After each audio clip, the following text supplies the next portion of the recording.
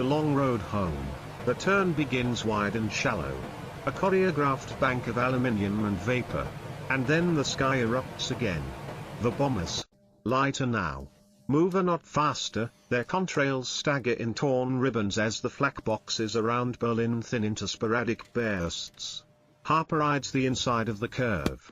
Eyes flicking between the B-17 tail guns and the high sun where another threat should be. His Merlin thrums steady, 2.700 revolutions per minute. 46 inches for cruise, and the cold leaks through his gloves even with the cockpit heat cracked on. On the interphone. Someone starts to hum "I'll be seeing you." Gets half a bar out before thinking better of it. Red leader. This is Debden control. Bogies forming northwest of target. Altitude 28 to 30. Probable 190s from Wittenberg. Blue noses inbound to relieve. The voice from the ground is calm as a lamppost. Harper pictures the controller at the Debden ops room. Sleeves rolled. Cigarette burning to a long ash over a map of Germany bristling with pins and grease pencil. The relief, 352nd Fighter Group. The blue-nosed bastards of Bodny, will be right on time. If the Luftwaffe doesn't pull the deck out first, copy. Debden. Red flight. Tighten up. We're the fence. He nudges the throttle a hair. Feeling the Mustang's nose barely rise as the speed creeps past 300. The horizon wobbles with the tremor of distant explosions. Far below. Silver threads of rivers and roads not westward, somewhere under those. 1,000 eyes punch the sky for shapes that do not belong. A shadow slides under his left wing. Two's with you. Harper glances, his wingman is a fraction closer than comfortable. As trained. As needed. Escort means being where the enemy wants to be, ahead of the bomber nose for a head-on pass. Above the box for a vertical slash. Behind and low for the tail chase. It means thinking like a predator and then standing in its jaws. High left. 10. Maybe 12.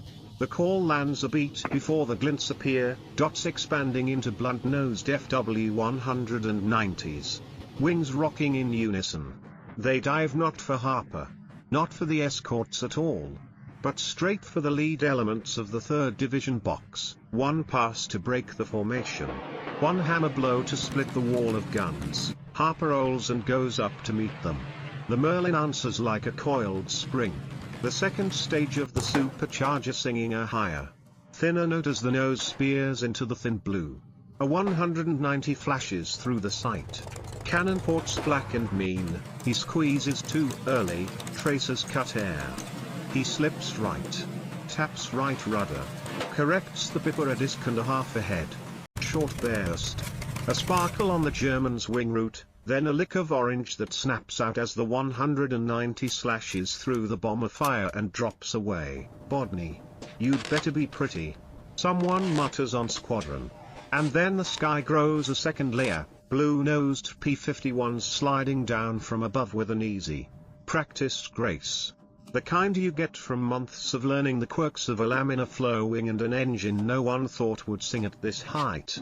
One Mustang with a checkerboard spinner cuts across the 190s. Guns winking, another hangs like a hawk over the bomber tail.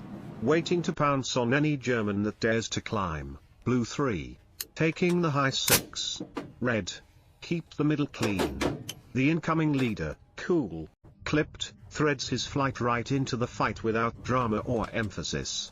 For a few minutes the air is filled with fast, purposeful geometry. Germans dive. Americans intercept. Bombers hold. Tracers lace brief. Burning arcs. Then the 190s break, some rolling into steep dives for the deck. Others clawing back into the sun in ragged pairs. A few don't climb at all. Harper checks his gauges. The drop tanks are long gone, the left main reads comfortable. The right is just tipping toward the line he hates. He toggles the selector and feels the slightest hiccup as the Merlin drinks from the other side. We stay through the Zuiderzee, he tells his wingman, thinking of the watery trap of the Netherlands coast. The way the Luftwaffe likes to spring from coastal fields for the last bite at the bomber stream. Then we hand them off. Across the way, Oberleutnant Weber is alive, which is both a relief and a problem. His schwärm is down to 2. The Staffelkapitan's voice crackles over his RT. Oddly distant. As if spoken from a tunnel. Pull out. Conserve ammo. New swarm of Mustangs. Weber risks one last look at the glittering river of bombers. At the tiny silver fighters that have no business still being here. And feels a new weight in his chest. Today, the Americans were over Berlin with guards. Tomorrow they will be again. And again the bomber boxes step down in altitude as they head west. Each formation staggering its height to complicate the flak predictions. The contrails thin where they run into warmer air, things look less like war and more like weather. Over Magdeburg, the heavies pass through a belt of light. Mean bursts, late batteries trying their luck, and a B-24 staggers. Its outboard engine trails smoke, the Liberator slides outward. A wounded fish leaving the school. Harper's eyes go cold. A lone straggler is a promise to every hunter on the ground. Red 2. With me? We're not losing him. They slide back and down. Taking station just above the maimed B-24's tail so close they can see the tail gunner's face behind the glass. Blackened by exhaust and cordite. He raises a thumb. Shakily, Harper answers with a small waggle of wings and studies the horizon for the last-minute pounce that will almost certainly come. It does. Right where the rivers braid into the Zuiderzee in the sky goes the peculiar pale of sea haze. 2 109s float up from low, slow fields, latecomers, opportunists. Harper is ready. He dips a wing like a nod and then flattens the sight on the lead German spinner. Short. Angry burst. The Messerschmitt flicks. Recovers. And keeps coming. Another burst. The canopy shards, the nose lurches.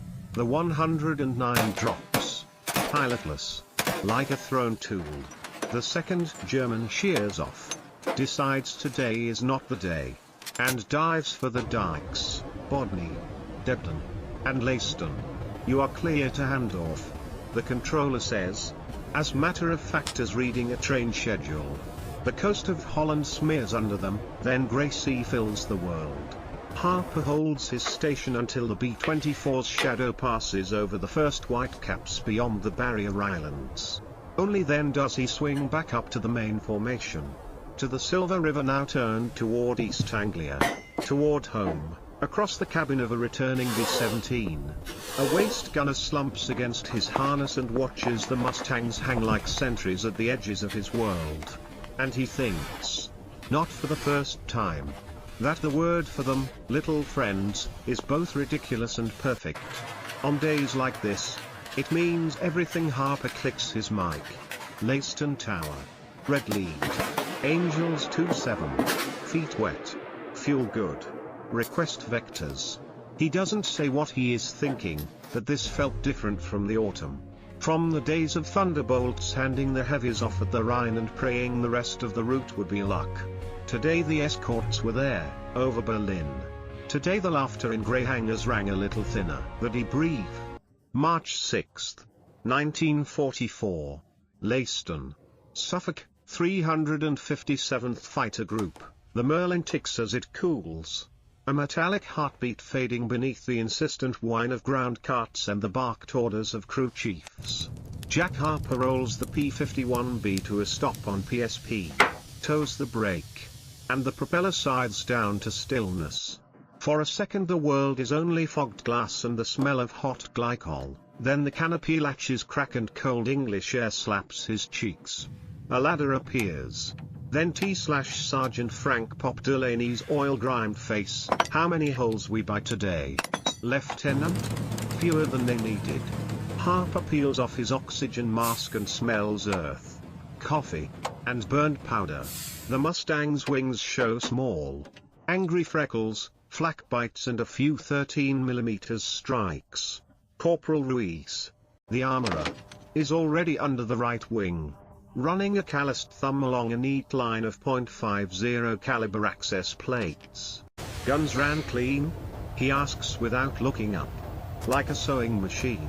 Harper says, N9 sight. 2 short bursts. 1 long. I think I broke a 109 over the Zuida Z. May have set a 190 smoking over the IP. Delaney grunts. Pleased and pained at once. We'll get your girls re-racked. Fuel cap on the port mains weeping, nothing a new seal won't fix. He pats the lamb in a wing the way some men pat a colt's neck. She got you home. That's the measure. Inside the squadron ops hut. Heat and noise. Parker's steam on pegs. A chalkboard lists sorties and statuses in slanted hands. Red 1 RTB. Green 2 RTB. Yellow 3 missing. A paper map of Germany, blooms, pins and grease pencil, routes in blue. IPs in red. Flak in black boxes. Captain Hal Simmons. The intelligence officer. Lays a ruler across Berlin. He looks like he hasn't slept in a week, maybe he hasn't. Alright. Let's hear the music. Red lead first, Harper steps forward. Balancing on tired legs. He talks through it as if he's flying it again. Climb. Rendezvous with the 3rd Air Division. Fuel on the paper tanks to the last safe ounce. Jettison just before the first bounce. He marks their head on 190 pass with a pencil. Here. They came in at 27 to 28,000. They weren't expecting us to stay through the run. He notes flak belts, heavy near tail. Ragged over Grue now. He notes where a B-24 peeled out and how he rode shotgun all the way to the coast. Radio. Simmons asks. Pen poised. SCR 522 behaved. Clear until the IP. Then stepped on, everyone calling everyone.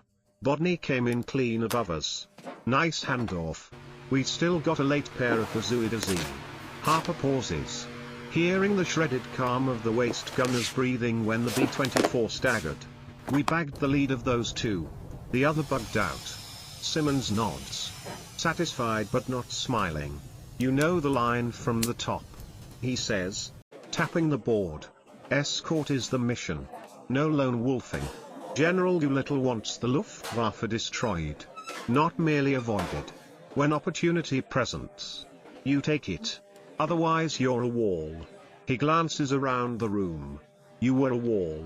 The door opens in a gust of cold and noise. Someone from maintenance slides in with a dented coffee urn, someone else with a box of donuts that immediately becomes the gravitational center of the building. In the corner. A kid with frost-reddened cheeks, red 4, spools his parachute lines over a chair back like a rosary and says nothing at all across the channel. The day is not done for everyone. In a dispersal hut at an airfield near Wittenberg. Oberleutnant Rudy Weber stares at a chipped enamel mug and listens to the clatter of wrenches on a wrecked cowling. He keeps seeing a silver fighter flash between him and a bomber. The way a herding dog cuts a wolf off a flock. Americana. The crew chief says. Spitting into sand. Neue Mustangs. Weber says nothing. He can taste glycol and cordite in the back of his throat. The Staff El Capitan speaks softly. Morgen wieder tomorrow again back at Leiston. The group CO.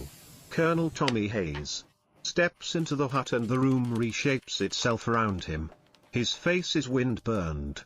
His eyes bloodshot. We hit Berlin. He says simply. As if announcing the weather. We'll do it again. The bombers say the escorts were there on the bomb run and off. That's the headline. He points with his chin at the chalkboard. We pay for headlines. We paid less today than October. Everyone hears the ghost in the room, Schweinfurt Regensburg. The 14th of October 1943, Black Thursday, when the heavies had to cross the Rhine and the escorts could not. They do not talk about it, the numbers are a kind of profanity. Instead, Simmons flips to photographs just developed from F5 Lightning and stabs a fingertip at smudged rectangles. Factories hit. Rail yards cut. We'll know more when the photo boys finish. But gentlemen, this is working. Delaney meets Harper outside with a wool blanket and the news that every pilot craves, your kite's fixable. Ruiz is swapping the port gun that started to choke. We'll hang fresh 108s for tomorrow. He glances out past the runway where the North Sea light has turned pewter. You hear the new line from Debden? No target of opportunity is to be passed up. Harper smiles without humor. He's heard it from Doolittle's own men: free the fighters to hunt when the bombers are safe. Strangle the Jaguar on the ground. On the climb. In the pattern, the religion of 1944. We hunted today, he says. But we stayed. That's what bit them. Night comes early in Suffolk. The field dims to a handful of sodium lamps and the red peep of a cigarette by the ops door. In the barracks. Boots thud. Laughter spikes and dies. Pens scratch on the mail. Harper sits on his bunk with a stub pencil and writes to a sister who insists on hearing everything. He tells her the engine sounds like a sewing machine and a church organ at once. That at 27,000 the sky is so cold it rings. That the bombers look like a city on the move. He does not tell her about the B-24 gunner's eyes. He does not tell her about the second German who decided not to die that day. He folds the letter. He cleans his goggles. He lays out his gloves on the radiator and hopes the heat will find them. From the flight line comes the distant cough of a generator and the rhythmic clack of a rivet gun, work that never sleeps in a war that never seems to. Either. Tomorrow. If the weather holds. They will fall in with the bombers again, if not Berlin. Somewhere with a name that will taste of smoke when he says it. Harper reaches to the small shelf over the bunk and touches the thing that matters most after fuel. Guns. And luck. 2 paper-walled 108-gallon drop tanks. Stenciled in blue on a dog-eared photograph tacked to the wood. Range. He says softly. As if speaking the name of a saint. Range is how they live. The 2nd Berlin Day, March 8th. 1944. Leiston, pre-dawn. The ops hut smells of wet wool and black coffee. A bicycle clicks past outside on the PSP. Spokes ticking like a metronome. On the wall. Yesterday's chalk lines to Berlin have not been erased, a new set of lines. Faint and stubborn. Are being sketched right over the old. The briefing officer taps the board with a pointer. Primary, Berlin. Erkner rail and engine works. Alternate, Brunswick. Rally point Z, same corridors. He doesn't say the part everyone already knows. 2 days ago the 8th Air Force went to the heart of Germany in daylight and came back. Today they'll test whether that was miracle or method. Harper stands shoulder to shoulder with pilots from red and yellow flights. A blur of blue scarves, khaki, and tired eyes. The colonel keeps his remarks short. Escort doctrine holds, with them on the run. Through the bomb run. Out the other side. If you have the shot and the boys are covered, take it. If they aren't covered, you are the cover. A murmur rolls through the room as the weather officer waves his slide rule and admits that the North Sea will be clear of scud by climb out. That the jet stream is meandering south. That the air at 28,000 will be a knife on the line. Ground crews have already scissored open ammo cans. Corporal Ruiz threads fresh belts, API. AP. Tracer, in 2 black 33s Browning M2s as if he's flossing a tiger's teeth. Delaney checks a new cork seal on the port main. She won't weep on you today, he says. Then squints up at the wing root where flak freckles have been patched with fresh silver. You bring her back and I'll stop calling her a girl. They launch into a blown glass morning. The climb is a parish of pistons, the bomber stream building out of England in shimmering tiers. Flying fortresses and liberators hauling sky behind them like nets. Harper levels at 27.000. The Packard Merlin's second stage is in high blower now. A finer, higher whine layered over the steady heartbeat of 2.700 revolutions per minute. He feels the subtle shift as the automatic changeover slides through. A gentle punch in the back. The kind that tells you the engine still has another gear. Leiston control to red lead, Debden's Eagles at Angels 3-0. Bodney's Blues 10 minutes behind you. Expect opposition from JG-11, JG-26. Possibly units from Wittenberg and Wittenberg. The controller's voice sounds like it always does. A library whisper in a hurricane over the Visa. The contrail world begins to populate with enemies. First. The watchers, tiny crosses hanging in the sun, measuring the stream. Then the cutters, FW-190s building a shallow line abreast. Noses tilted for a high-speed head-on. Harper counts them without meaning to, 8. Then 12. Now more. Faint scratches becoming a picture gouged into bright air. Red flight. Drop 'em, he says. Fingers flicking the toggles. The 108-gallon paper tanks fall away. A pair of pale seeds spinning down toward a land that barely exists from up here. The timing is the thing, meeting a head-on pass not at the bomber noses but 100 yards in front of them. Where your tracers can force a German's eyes to blink and his guns to twitch wide for a heartbeat. In. Harper calls. The words clipped by the mask. He cuts across the first 190's line like a fencer. Short burst. The German flinches. His cannon shells go high and harmless. AD-17 in the second element wobbles. Then steadies. The ball turret slewing like a furious eye. Blue noses overhead. The shout is half report. Half relief as Bodney's P-51s, blue spinners bright as childhood toys, pour down from Angels 3-2. They arrive not with a swoop but with that new, ruthless geometry, one flight hovering high to pounce on climbers. One flight stitching across the bomber noses to break up attacks. One sliding along the tail to slap the opportunists rising from clouds. On the left flank, a checkerboard-nosed Mustang from Debden knifes a Focke-Wulf off a lead fortress like a sheepdog cutting a wolf out of a flock. A break call detonates in Harper's ears. High right, now. He snaps up. The sun folds into the canopy. Bo's two Bf-109Gs drop out of the glare. Yellow bands flashing. He pulls hard. Feeling the onset of buffet. The lamb in a wing's warning whisper. The Merlin holds its nerve, 61 inches. The needle steady as a surgeon's hand. He tracks the lead 109's spinner. Then lets himself be patient. The German commits, nose down to flash through the formation, and that's the mistake. Harper's burst is 3/4 of a second long. It cuts through canopy and spine.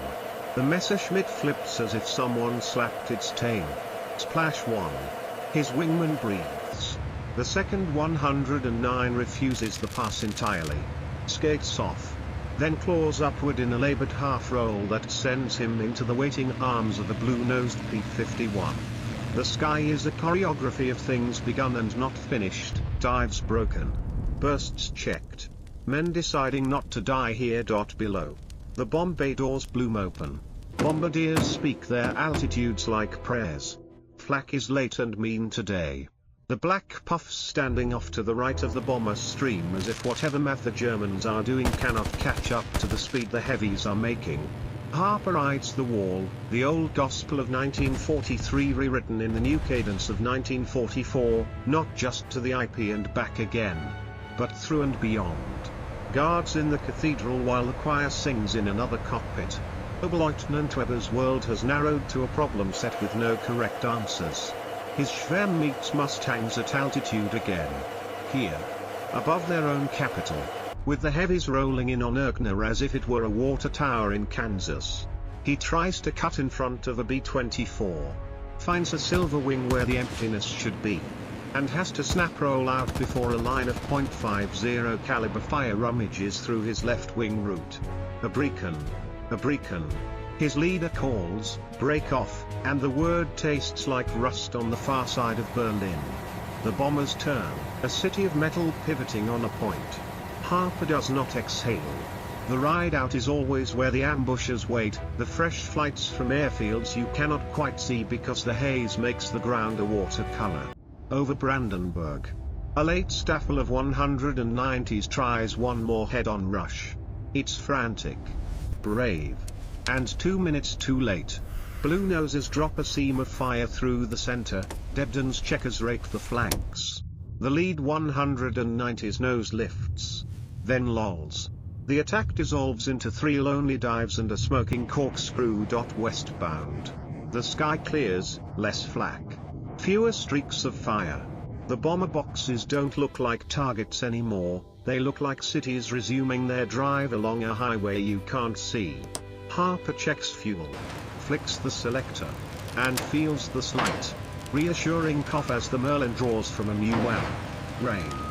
He hears himself say inside the mask, and realizes he has spoken aloud. They will be shepherds until the coast.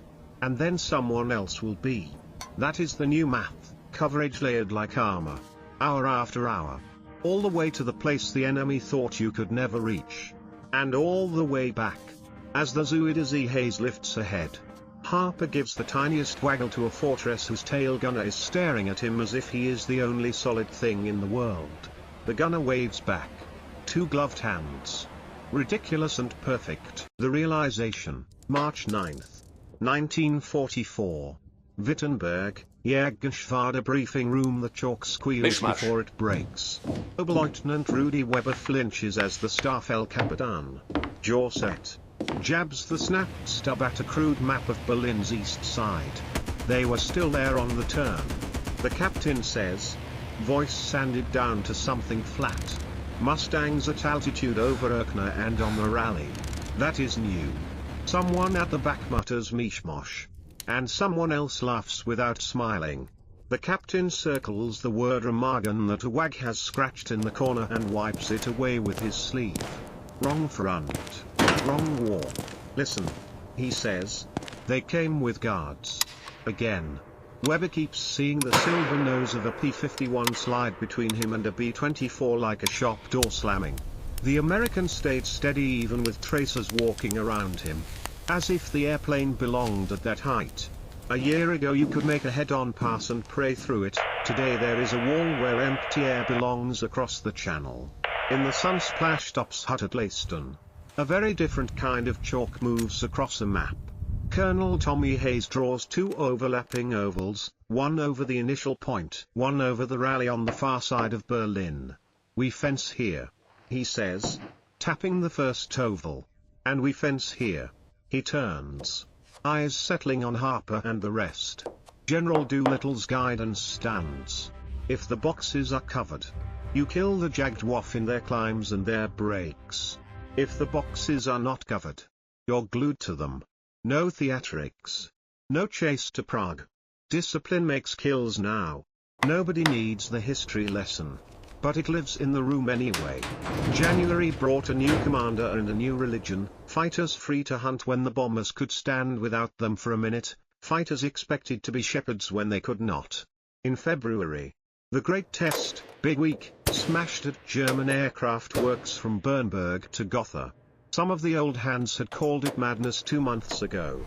In March, with Mustangs pacing the heavies into the heart of Germany, it feels like the answer to a long, bloody riddle. Harper signs for his kite and walks the line with Delaney. The crew chief points at the fresh-hung 108-gallon paper tanks, stenciled neat and blue. We got you Type Bs again, he says. You lean them gentle and they'll carry you to the far side of any bad idea. Ruiz slaps the right gun bay shut and grins. Gun sights cleaned and centered. N9's not as pretty as the rumors sight the boffins whisper about. But it'll put meat on the table if you do your part. Harper nods. Running a gloved hand along the leading edge. Feeling the subtle bulge where yesterday's flakneck has been dressed smooth. The air smells of cut cordite and warm oil. He hears the bombers before he sees them, distant thunderheads forming.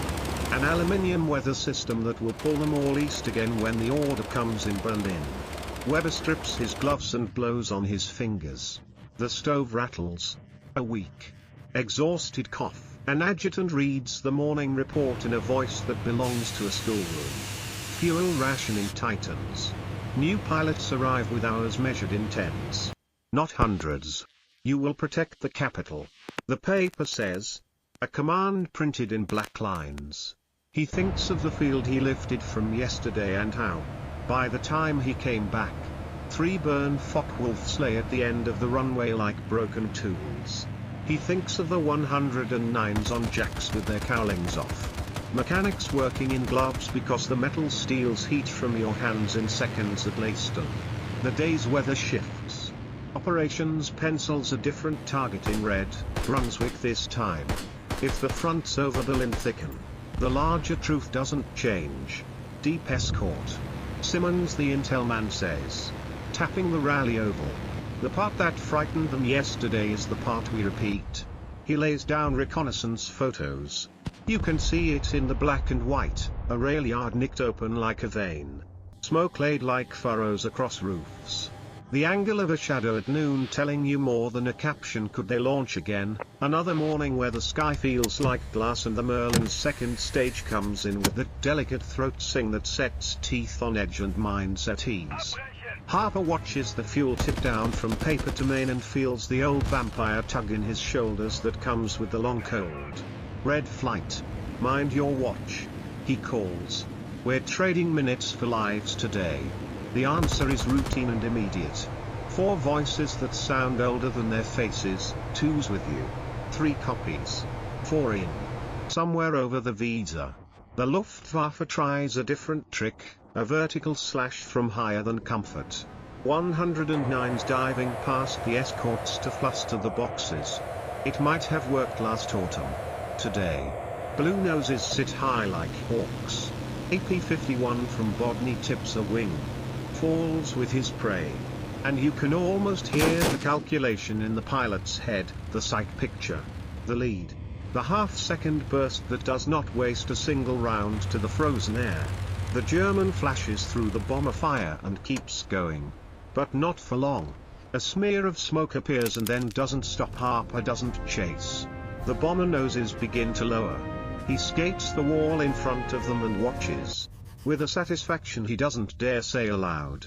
As the air where 190s should be remains empty. The realization eases into his bones, not like triumph but like gravity. This is what range buys. This is what the mixed Mustang was made for. This is why the Laughing stopped at 27,000 late in the day. When the North Sea is slate and England smells like wet earth instead of cordite. Harper stands beside Black 33 as Delaney talks down a panel. You know. The crew chief says. Eyes on the safety wire. I liked the first time you boys told me you were going all the way. Thought you were just bragging. He twists the wire. Snips it clean. Now I call my sister in Ipswich and tell her not to worry about daylight over Berlin. Across the darkening airfield. A different noise begins, the staccato pop of trucks bringing in crates of new paper tanks. The clink of mugs in the mess. The tinny, rave music of a wireless set tuned too loud. In Wittenberg, Weber drinks something that is almost coffee and studies his hands. He is not thinking about doctrine or industry. He is thinking about the moment. Yesterday and today. When he rolled in on the heavies and found a silver wing where the world used to be. He is thinking about the shape of the war when a guard dog learns how to run all day.